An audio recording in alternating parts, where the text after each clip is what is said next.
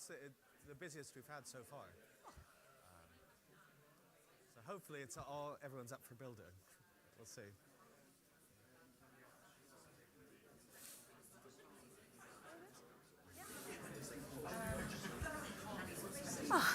Right, ladies and gentlemen. Ooh, and a hush descends, which is always excellent. Thank you so much for joining us today. My name's Emma Revel. I'm the External Affairs Director at the CPS. If this is the first time in the CPS gallery, welcome. If you've been here for the past few days, then welcome back. I'm delighted to be chairing YIMBY, or NIMBY, the Future of Conservative Housing Policy. Unfortunately, Vicky Spratt is not able to join us, but I'm delighted to be joined by the Shadow Housing Secretary, James Cleverly, Tristan Robinson from FACEM, who are kindly partnering with the CPS on this panel today, Chris Bishop, who is the New Zealand Housing Minister, and my colleague at the Centre for Policy Studies, Ben Hopkinson, who is our Head of Housing and Infrastructure. You may notice that I am slightly croaky. I've decided to get the conference cold earlier than usual, so I will talk as little as possible because I may lose my voice, and also I'm not the one that you want to be hearing from today. I am, however, going to start with an opening question, which is, why does solving the housing crisis remain so difficult when there is so much consensus on the solutions? Hopefully to interject a little bit of difference of opinion as to whether there is a consensus on the solutions. But James, if you'd like to start. Well, you've kind of half answered the question, because there isn't a consensus. I think there is a consensus within certain clusters, but then when we try and deploy what is the consensus approach, it then butts up against the people who have the ultimate say in the matter, which is residents, voters, people in the real world and outside the Westminster bubble. Because when we say, oh look, we need lots more housing, we need to make sure young people get on the housing ladder, we need to do this, we need to do that, we need to do that, everyone smiles and nods, yeah, absolutely, that's what we want to do. And then I go to my own constituency and knock on doors, and people point to a field across the road or at the back of their garden saying, I'm not going to vote for you because you didn't oppose the planning application in the field near where I live. That doesn't sound like a lot of consensus from where I'm coming from. So I used to be in sales. I used to be the head of sales at a publishing company. And one of the things I would say to the sales team is, you can't make a client say yes. Your job is to make the client want to say yes.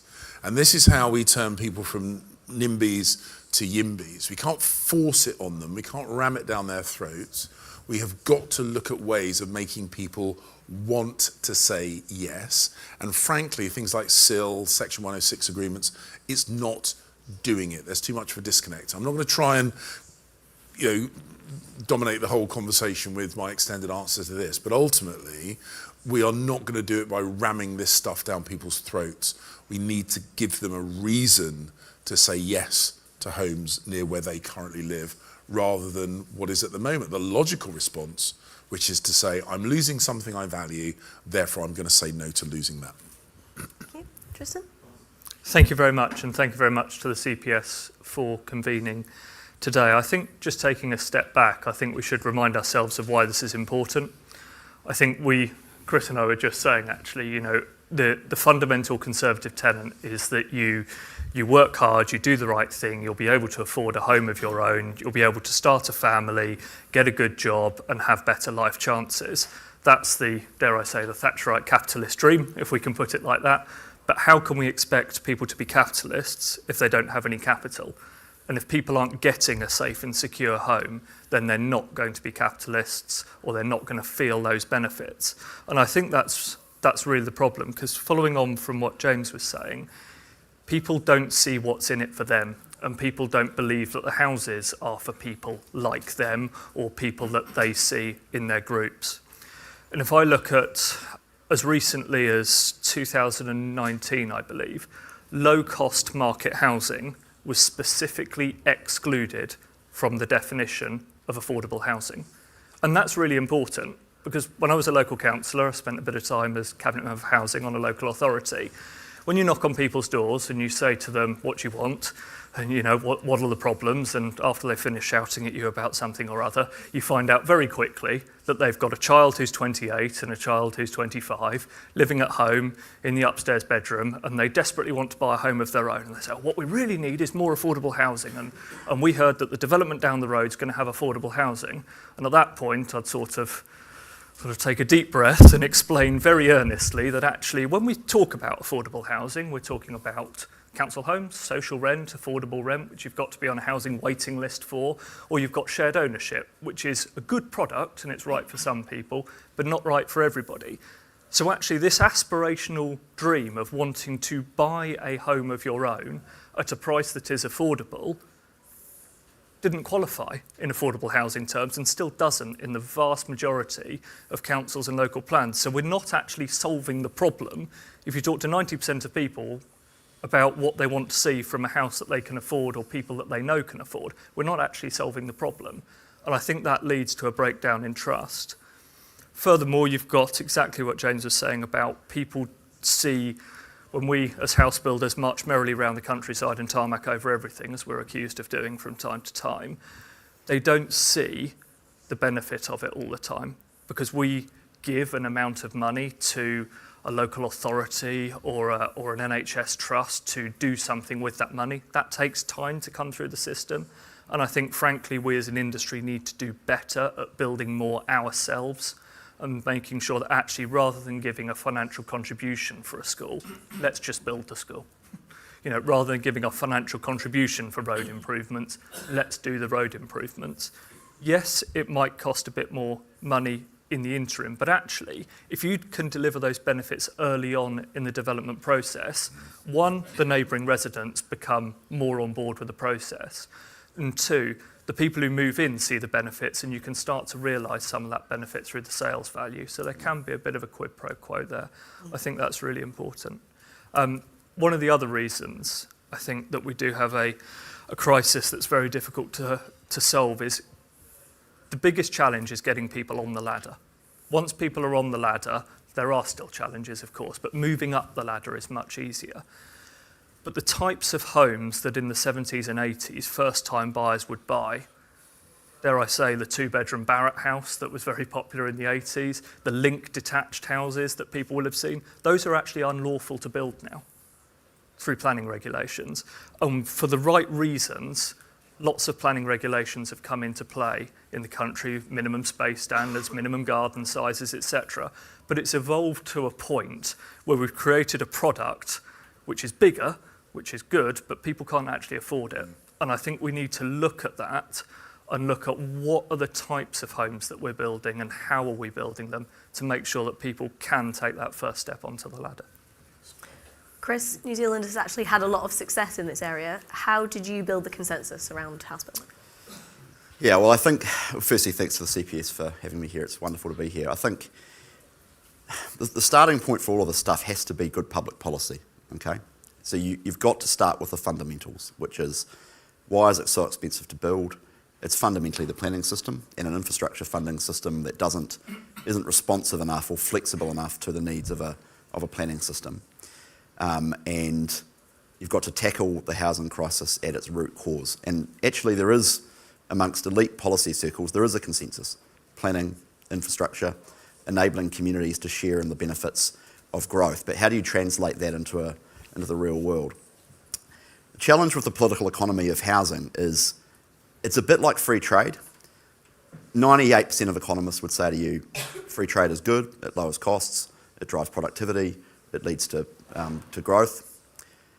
The beneficiaries of free trade are dispersed throughout a community, throughout a society, throughout the economy. But the losers, the perceived losers of free trade, are very noticeable. The factory that closes down because it's now competing with imports from another part of the country or another part of the world. Housing's a bit the same. It's very difficult for people who move into an affordable house or a market house that they can now afford because it's otherwise lower in price than it otherwise would be. It's very difficult for someone to move in and say, I'm now living in a two-bedroom apartment without a balcony because the government got rid of minimum balcony requirements, which in New Zealand add about 40,000 New Zealand dollars, so about £20,000 to the cost of an apartment. other than political geeks and economic geeks and urban nerds, no one moves into an apartment and says, I can now afford that because the government took deregulatory action to get rid of red tape, right? No one does that. But that's true. That is actually true. You know, getting rid of minimum floor area requirements. We're about to change the planning system in New Zealand so planners aren't allowed to dictate which way your TV faces and whether or not your front door faces away from the street or, you know, towards the street. All that kind of nonsense. We're about to get rid of all that stuff. It's now going to be illegal to do that in New Zealand. So all of that's important, except the perceived losers, which is, you know, as James says, it's the development down the road that's, you know, in the green belt or in a, you know, piece of land that people quite like, or, you know, terraced housing in a neighbourhood that's single storey, or, you know, a heritage home that might get demolished. All of those things, the losers are obvious and visible in a local community. So it is very challenging, but I think the starting point has to be, what is good public policy? What is the right intellectual foundation for what we're trying to do? And then you've got to make the case. So in New Zealand, I talk about three things. One is growth is a good thing. Housing growth is a good thing economically. New Zealand's great challenge is we haven't grown quickly enough as an economy. And in particular, we've had this 30-year problem in New Zealand around productivity or lack of productivity. And ultimately, you know, productivity is what drives living standards. And all the evidence is really clear that bigger cities, denser cities, housing and apartments and development clustered around transit in particular, public transport, trains, buses, all the evidence is really clear. The agglomeration benefits of all of that flow through to higher living standards. And then I talk about, as Sir James says, the moral case. You know, being able to get on the ladder. And there are plenty of people in their 50s and 60s in New Zealand who are getting on board with the idea that if you just free up the planning system a bit, their kids won't have to move an hour down the road to a new greenfields housing subdivision. They can actually live near to where their parents live and actually see them more, and they can see their grandkids. More and more people are getting on board with that, but I don't deny for a moment that it is a challenging political conversation to have. But you have to do it because the centre-right will die unless we don't. It will die. In New Zealand, a bit like the Conservative Party here, if I may say, we've got to struggle with people under 40, 45. You have to have an offering for people in their 30s that speaks to their aspirations, and their aspirations are for home ownership, for lower housing costs. That is their fundamental number one issue. We have to have an offering as a centre-right political movement for young people.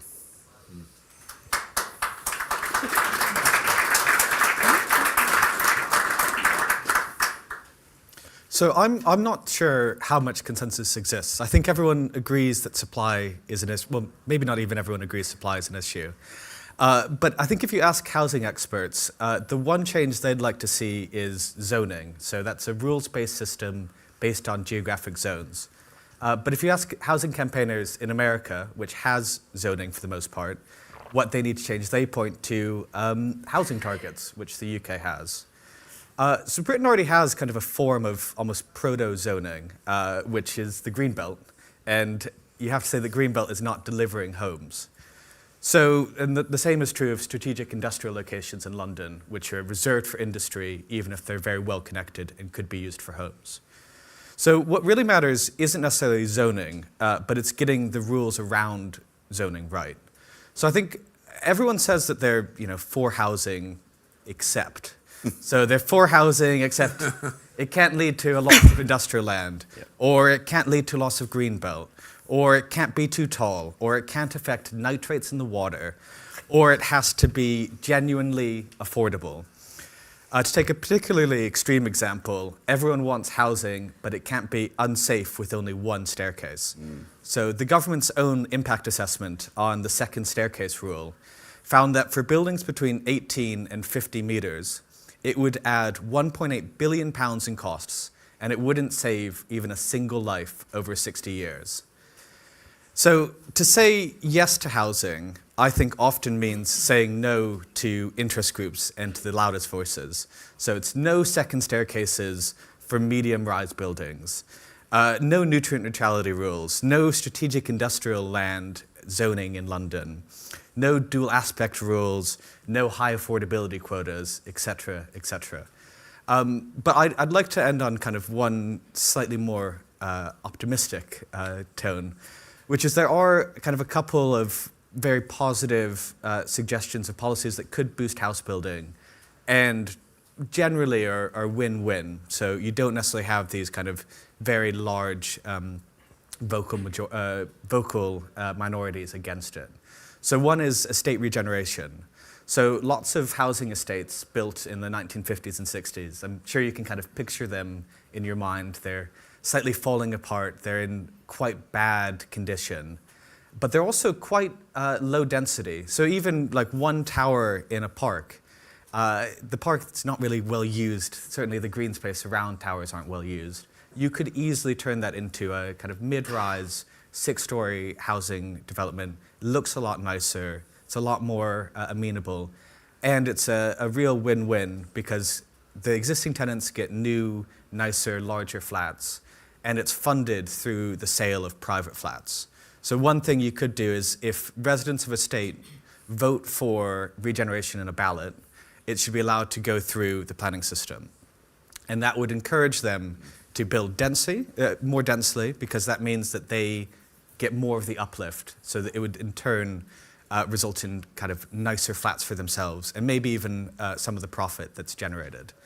And another one is street votes, which if you've been around kind of the housing discussions for a while, you might have heard of. And that's letting streets choose to densify themselves if there's a vote, and all the homeowners would then get to cash in on the new homes that are built because of it. And that's on the statute books. The primary legislation is passed.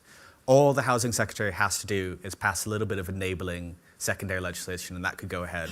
And that could lead to tens of thousands of more homes in our cities.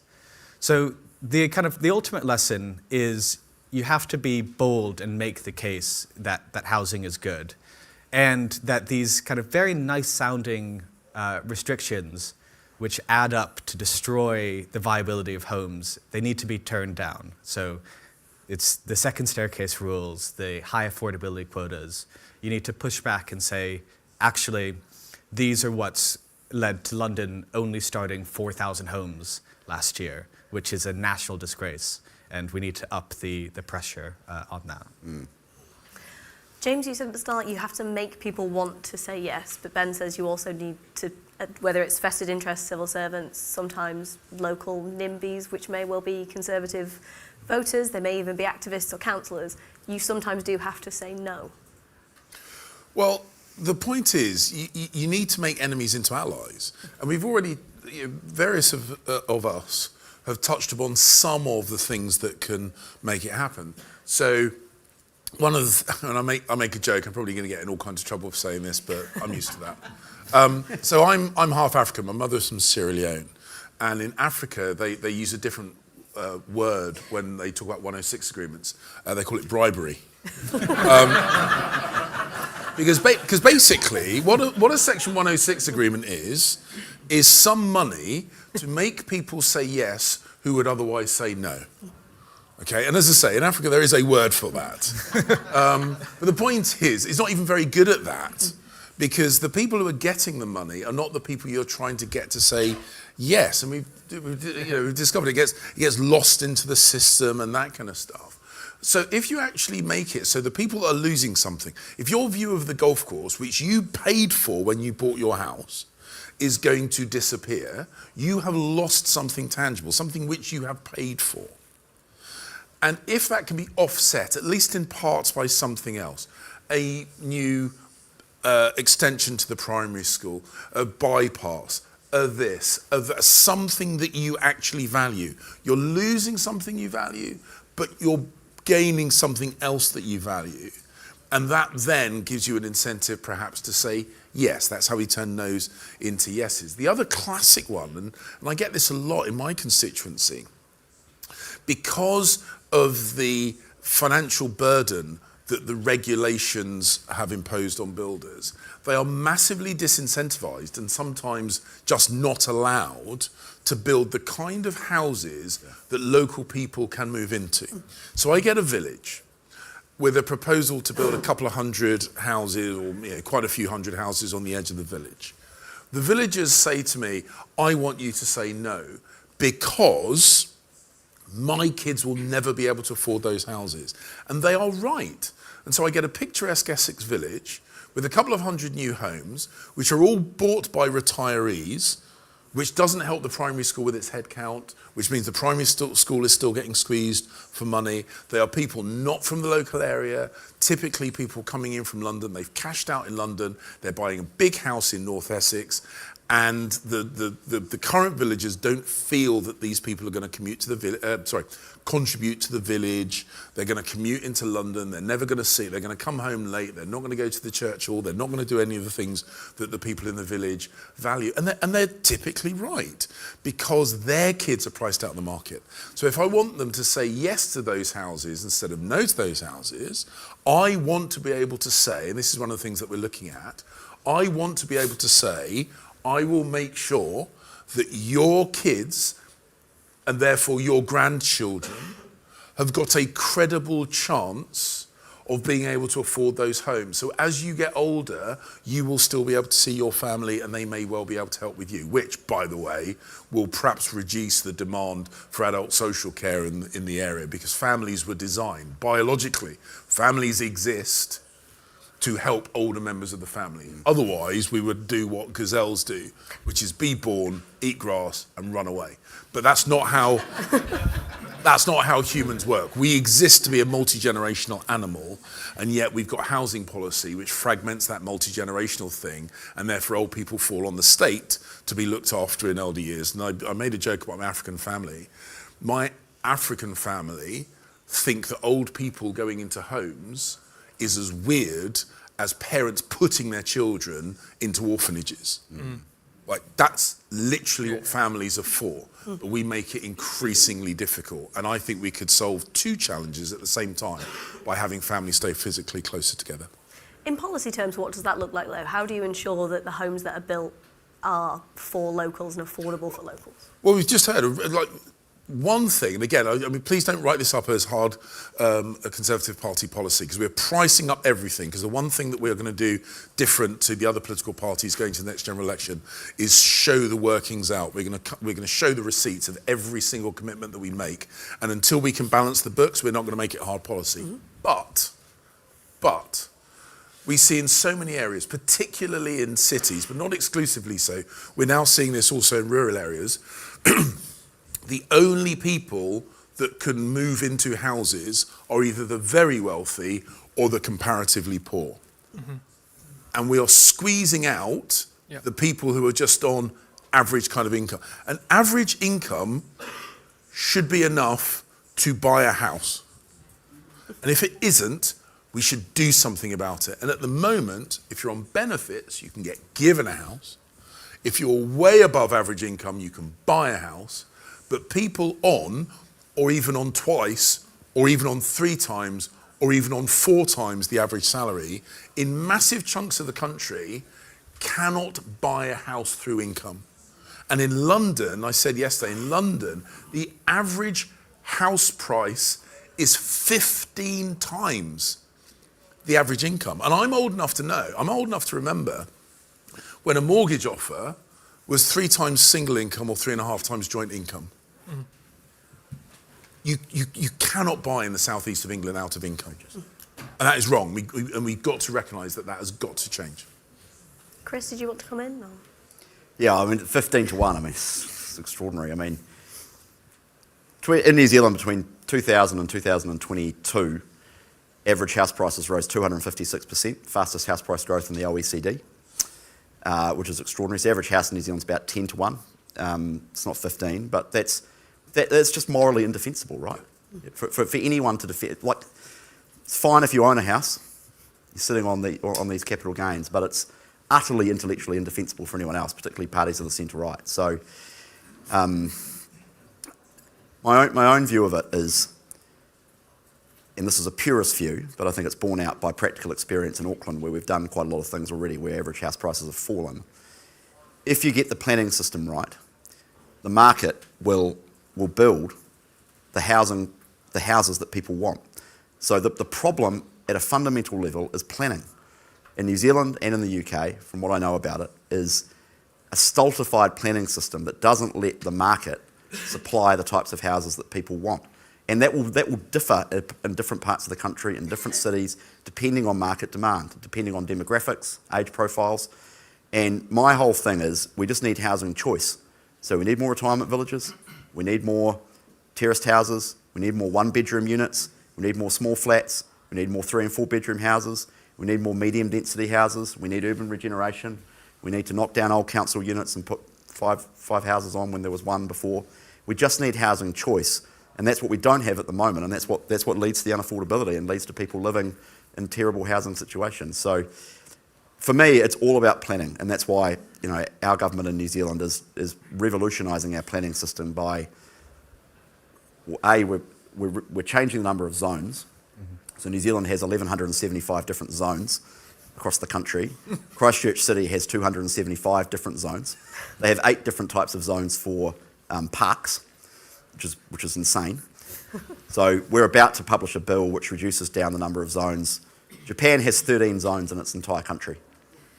13.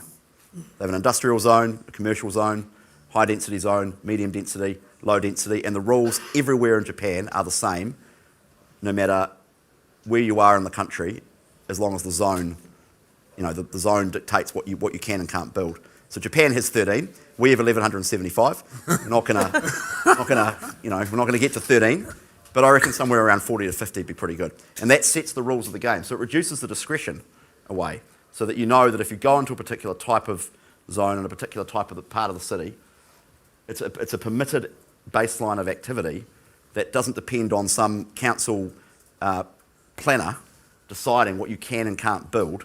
The rules are set ahead of time, so that industry can respond and people can make choices around that over time. That's where you've got to get to, I reckon.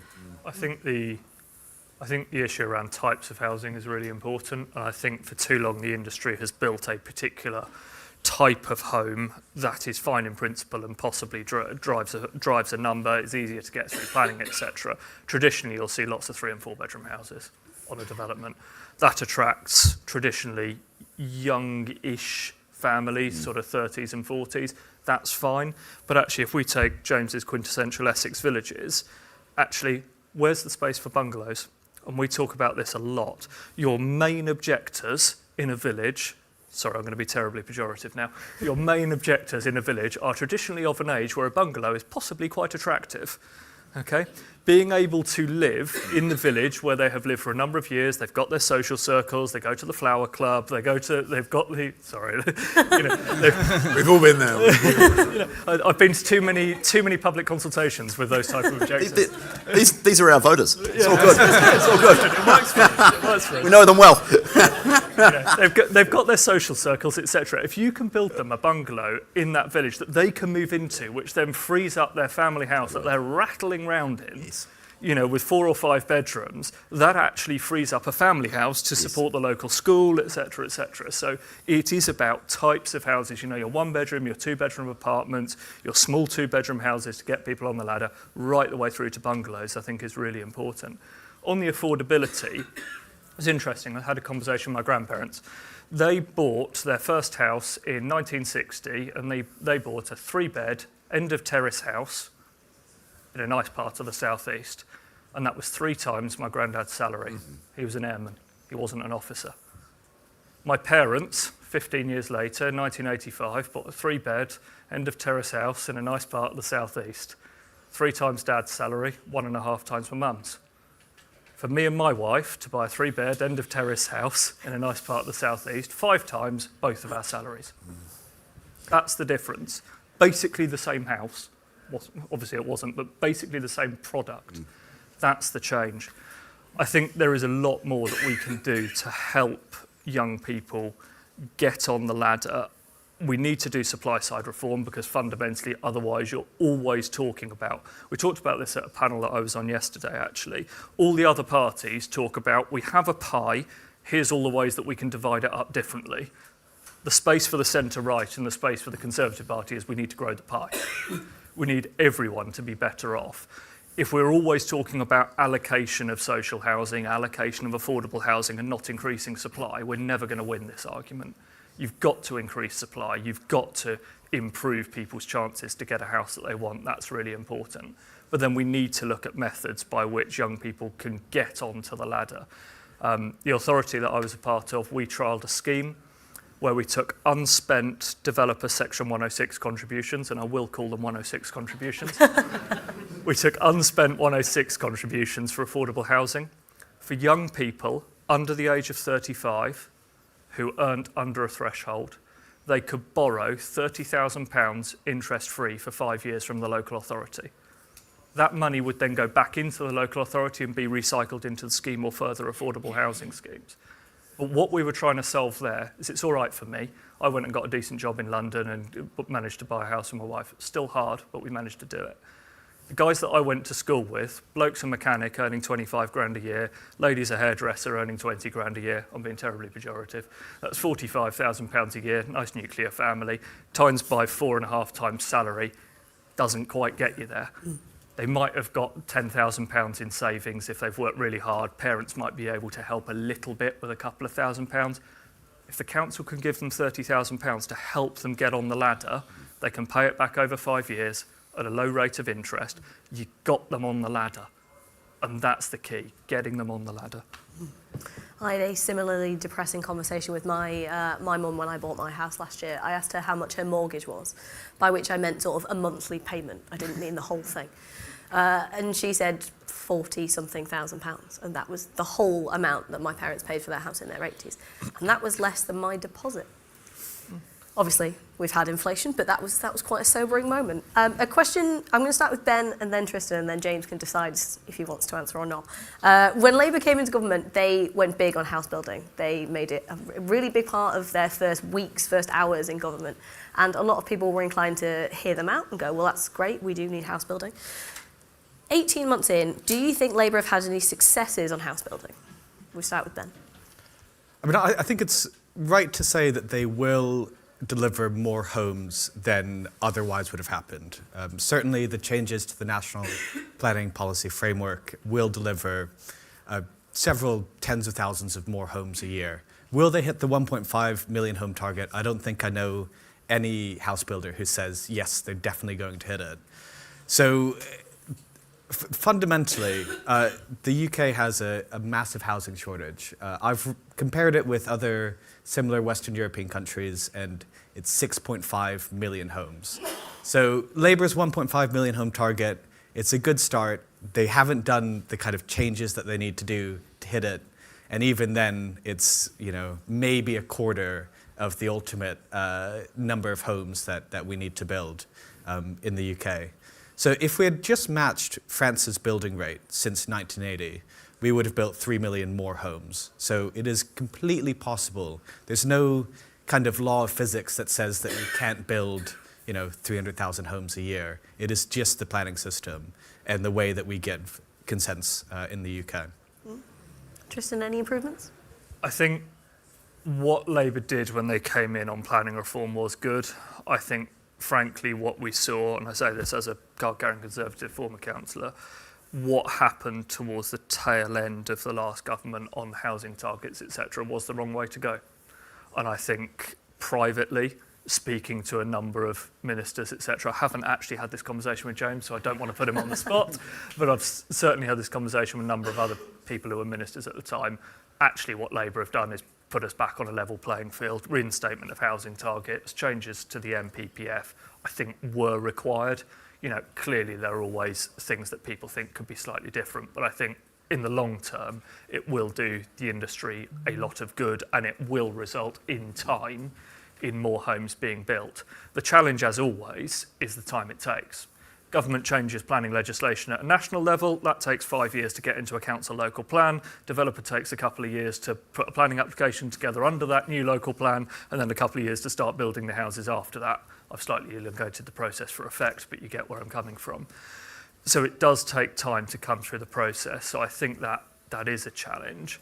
I think you've also got a challenge where we're looking at building in terms of skills, in terms of the skills in the process, in terms of the construction industry. The average age of a bricklayer is 55, etc. So we need to look very seriously about how we build homes, looking at MMC, modular methods of construction, looking at efficiencies that we can gain. There's some really good work that we've started in this process to try and bring that through. But if we are to build the homes that we need to think very carefully about how we're building homes, not just what we're building. Is it 5 years to do a plan? Local councils are instructed by government to create a new local plan every 5 years. I would gently suggest that I have yet to meet a council who's actually achieved that. I would point... Are there any Buckinghamshire councillors in here? I've seen a former one, but not one actively. You've got a plan. Buckinghamshire Borough Council was created in 2020 with a mandate to create a local plan within 5 years. As we sit here in 2025, they have not really started. They've done 3 call for sites. You can't let that stuff happen. You've got to be bold. I'm the housing minister in New Zealand. Thank you for being blunter than I can. Well, Parliament has just legislated the Auckland Council, which is 1.5 million people, by far our biggest city. We've just said to them, you've got 15 months, you've got to create a new plan, you've got to allow for capacity of 2 million new homes in Auckland over the next 30 years. The capacity. So we don't do targets based on how much people actually build, because government can't control that. There's so many variables between interest rates and the broader economy, and etc. So we talk about capacity, and that's fundamentally what you need. You need the ability to build, and so they've got a zone for 2 million new homes in Auckland, and they've got 15 months to do it, and they've got to do mandatory, we call it upzoning, so mandatory rules around train stations and bus stops, and in the CBD, and in the metropolitan centres and the villages of Auckland, or the hamlets of Auckland. We just legislated that through central government. It's controversial, but otherwise, you got to go bold on this stuff. You got to attack the root cause of this. I love the Kiwis. I mean, some modest steps in the right direction. I think it would be churlish for me not to say that, but frankly, I mean, the reason I went hard on Sadiq Khan in my speech yesterday, because we've got a city of about 10 million people, and this year London is projected to have maybe just about hit 5,000 new homes. In a city of 10 million people. That is just ridiculous. And as I say, it's not because there isn't the demand, because we know, as I said, 15 times average salary, so there's huge surplus demand. And London is one of the lowest density European big cities, ridiculously low density. And the point I made in the speech, it's really interesting to hear other people describe the transformational impact of spot at least some people in the room who are familiar with South East London, the bit of South East London where I grew up around Blackheath. There is a housing estate, Kidbrooke Park housing estate. When I was younger, when I used to run, I used to do a lot of running in the army. If I needed to really push the pace and really force myself to go hard, I would run through the Kidbrooke Park estate, because that is not where you want to run slowly. You would properly, fear lends wings to your feet, and I would really give it some going through the Kidbrooke Park estate. It was a horrible sink estate in South East London, right by a train station, a relatively short train ride into central London, and it was a carsy. It was horrible. It has been completely transformed. Same footprint, significantly more homes, a little bit lower on average, really good landscaping, real sense of community. It's not just some isolated tower blocks in a desert of poorly maintained grass, which was excluded to the people that live there. It is a genuinely really nice new part of London, totally transformed. Got more people living there in nicer surroundings with a good mix, because there are now people buying some of the really snazzy flats next to the David Lloyd, next to the train station that takes them into work, like the perfect middle class mix. But there are also the people that used to live in the sink estate who are now living in newer, bigger, better flats as well. And that's, again, the ultimate question: how do you turn a no into yes? And I tell you something, the people that live in the Victorian and Edwardian townhouses just next door to the Kidbrooke Park estate, who grew up with basically a drug dealer's paradise next to their lovely Victorian townhouses, my God, they would advocate for that happening, because the horror show they used to live next door to is now somewhere they are proud to live next door to. And if I could go back in time and show them photographs of the future saying, do you want to say yes to this or do you want to say no to this? They're going to say yes. Yeah. And that's what I'm saying about, you can't make people say yes, but maybe you can make them want to say yes. Mm. Right, we've got about 20 minutes left, so I'm going to go to questions. If my colleague with... Hold on. This might take some time. My colleagues with the mics have made themselves known. If I can ask that questions are short and are definitely questions, that would be ideal. Good luck with that. I'm going to put it out there and we'll try. Carl, if we start with the chap that's nearest to you, just backwards slightly. Thank you. Hi, I'm Tom from the Renters Reform Coalition. Minister Bishop, it was great to hear you say that you were pleased that house prices had come down, because I think from 2010 to last year, the Conservative electoral coalitions were built on the living standards not increasing, but asset prices increasing, and the coalitions were essentially based on those people feeling richer. And I think that sort of all came home to roost in 2024. So I would like to know from the Shadow Housing Secretary, would he like to see a reduction in house prices? Do you want to take that one first and I'll take two? I don't want to see a reduction in house prices. What I want to see is the delta between property prices and incomes close. And this is a bit of realpolitik. If I go to the electorate, vote for me, because I'm going to significantly reduce the value of your single largest asset, they are not going to vote for me. And everything else I might say after that is a nonsense. So we've got to be realistic about this. I do think it would be much better in terms of industrial investment, investment into British businesses, technology and that kind of stuff, if I could credibly make the case that investing in your own residential property is not the best way of turning your capital into a greater pool of future capital. We've created a situation where the most logical small ticket investor, which is us, invests in their own property. And suddenly that becomes your own pension fund, that becomes how you help your children onto the housing ladder. It's really distorting the housing market.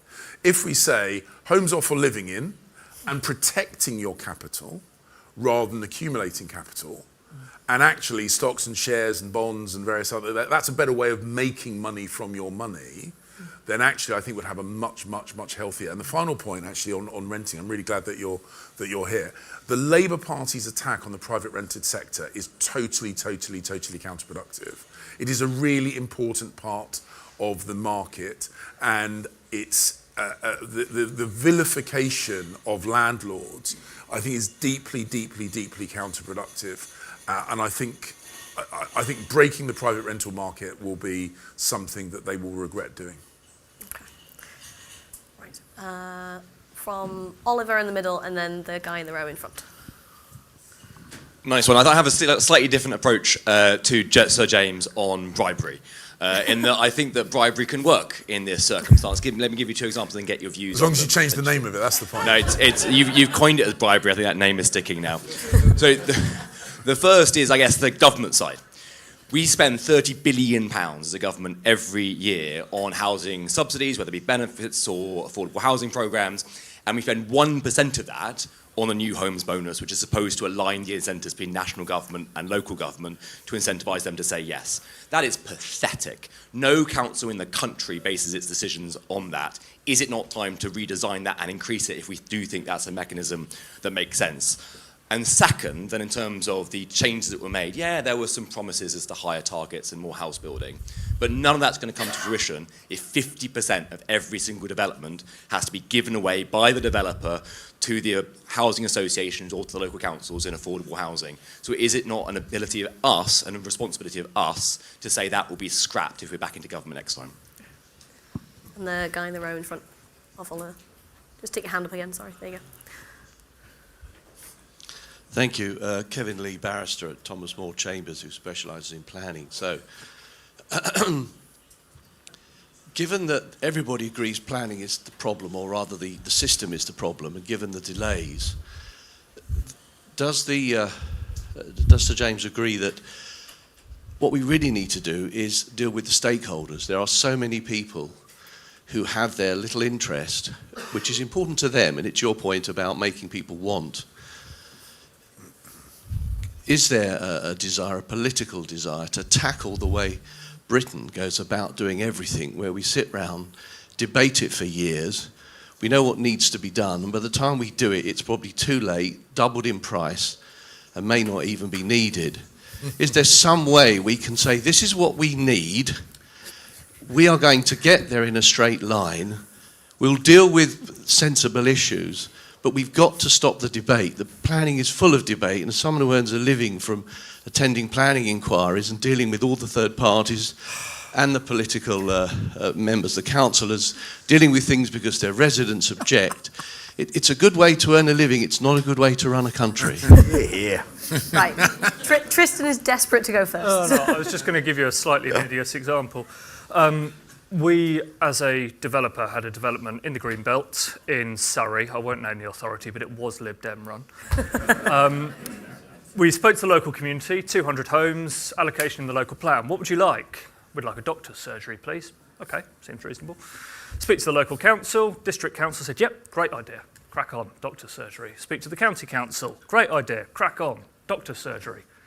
Fantastic. Speak to the clinical commissioning group of the NHS. Yep, crack on. We've got 2 doctor surgeries in the village. One of them isn't fit for clinical standards. You can't get disability access to the first floor. We'd love a new doctor surgery, please. Okay. We offer £3 million to build and fully fit out a doctor surgery.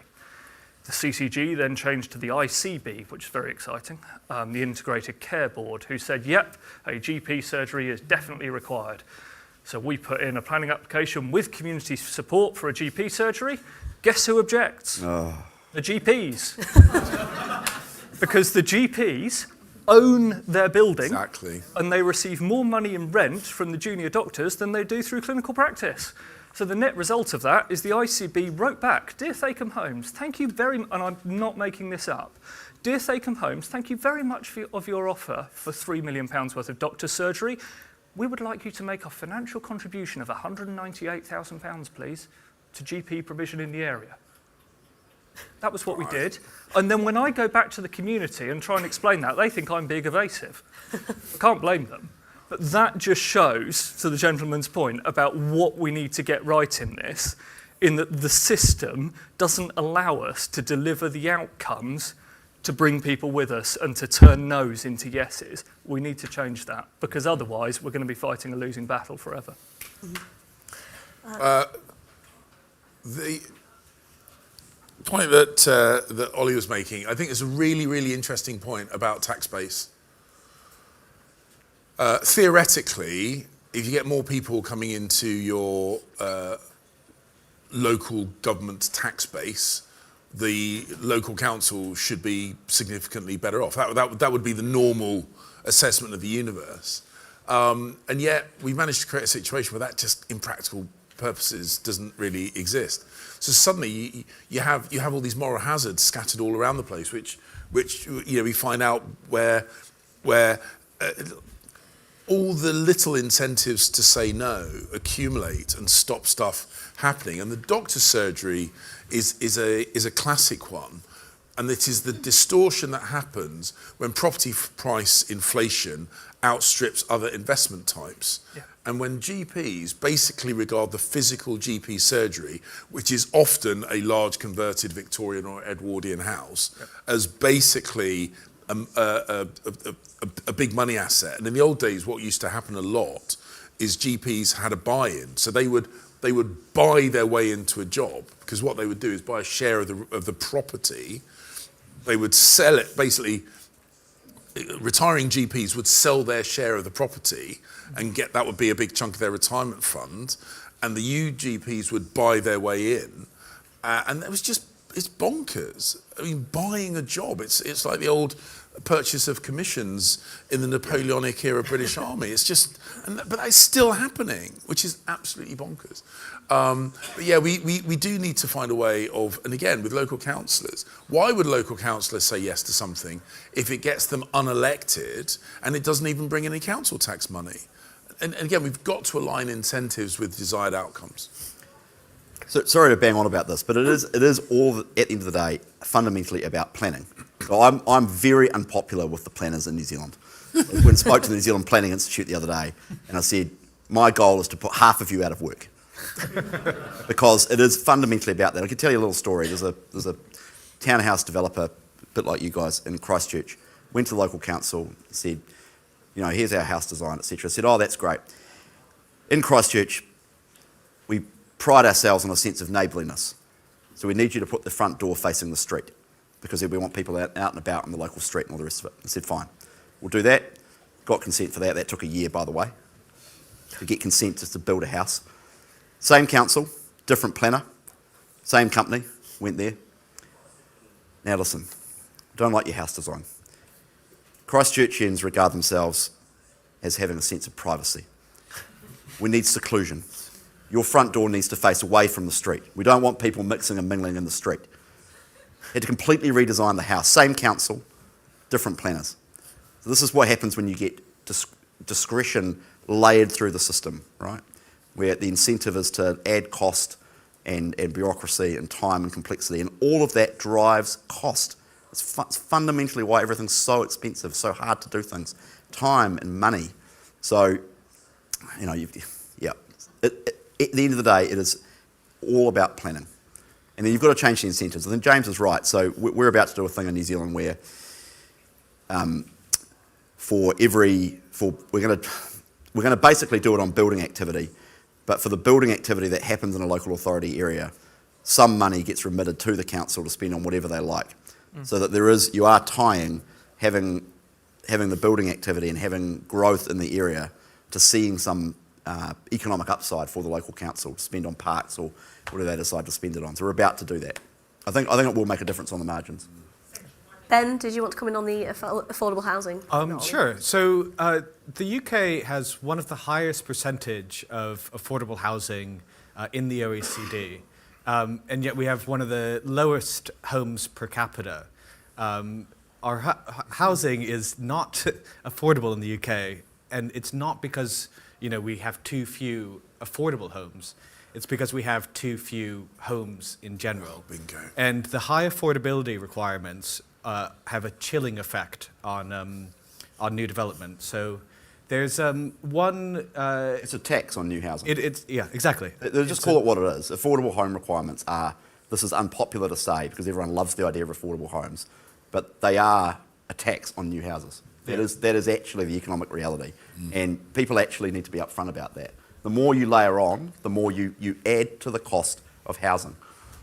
And also in London, you might agree that I'm going to provide 20% of the new homes as affordable. And the mayor will take a look at your books and say, for some reason, price of homes have gone up a little bit, so you're making a little bit extra profit. They seize that. So there's no upside there beyond this agreed profit. But if the market gets a little bit worse, or there's been high inflation or high interest rates, they don't care. They said, you agreed to this, you have to deliver it. And yet we wonder why there are only 4,000 new home starts in London. These taxes on new homes have kind of driven pretty much everyone out of the market. And London is the city that most needs new homes. If we talk about house price growth, there are some kind of very standard family homes that have been making more than the median Londoner for the past 20 years. They've gone up £50,000 a year, year after year, and that's just pure gain based off of the complete failure to deliver new homes in London. So certainly pausing that growth to make it a little bit more affordable for young people to move to the capital, to get the wage growth that you get from working in a high productive area, seems like common sense to me, and something that the Conservatives really ought to get behind more building in London. All right, I've got time for one more, so I feel the pressure. The chap right at the back in the middle. Sorry, behind you, Carl. There you go. Hi, it's James. My name's Yeah. My name's Peter. I'm a reporter at The Telegraph. Hey. I'm slightly confused by the housing strategy because I've heard you a couple times at this conference mention the disparity between salaries and average house price in London, 15 to 1. And then there came a question about, do you want to see house prices come down? And that's difficult to do because half the people in this room own a home and don't want that to happen, and half the people don't, or don't own a home, do not want that to happen. What is the strategy then? Is it that you just want massive salary growth to try and level that out? Or do you want prices to flatline and just sort of stay where they are? Because how do we close that gap? Yeah, look. Oh, sorry. Yeah, I'll answer that directly.